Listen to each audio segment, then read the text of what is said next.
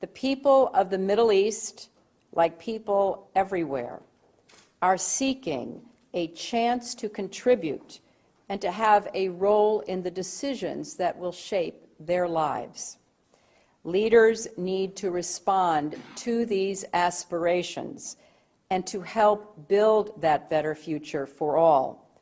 They need to view civil society as their partner, not as a threat.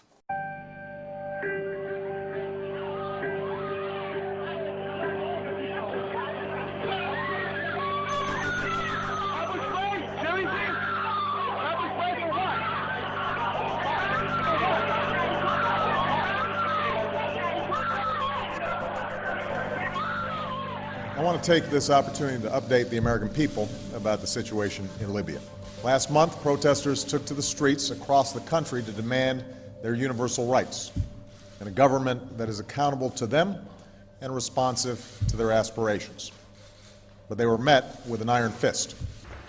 Freedom of assembly, freedom of expression, and freedom of the press. Come here.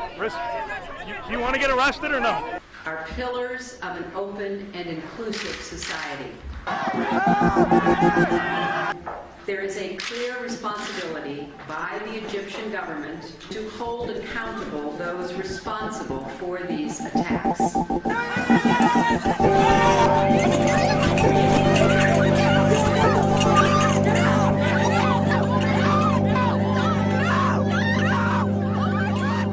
For months, the Iranian people have sought nothing more than to exercise their universal rights.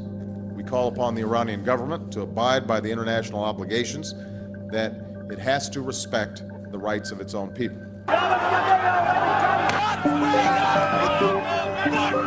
We call for the immediate release of all who have been unjustly detained.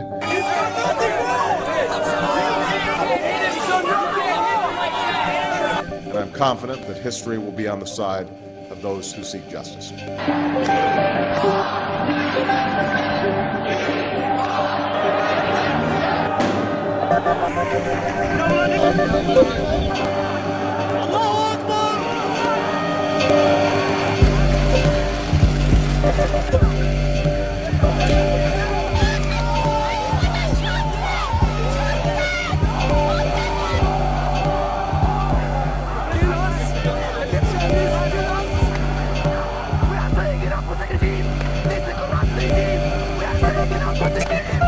I will not stand by and just watch.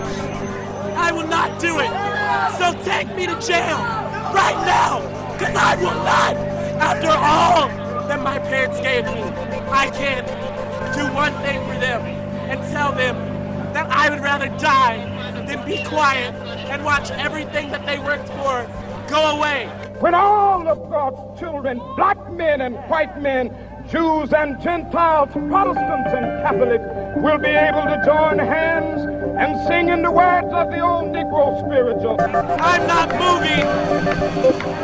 I'm not moving. And I'm not moving. I'm a law student at George Washington University, and I'm not moving. I will go to jail tonight because it's not right. We are against violence, and we would call to account the Iranian government that is once again using its security forces and resorting to violence to prevent the free expression of ideas from their own people.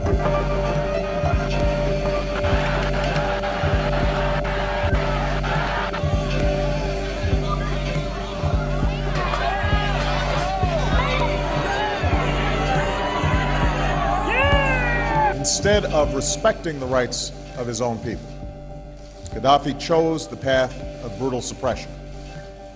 Innocent civilians were imprisoned. I have not been read my rights. I have not been told why I'm being detained. We want to know the people who are in there. We want to know all their names, what they're being charged with. And in some cases beaten. You can't breathe, officer. Please get off his neck. I need my inhalant. A campaign of intimidation and repression began.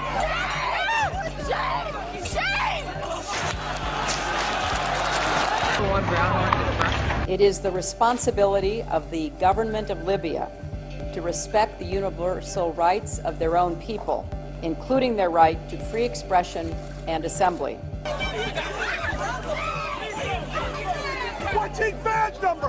What is his badge number? Demonstrators have been beaten, attacked. It is absolutely clear that the Syrian government is running out of time.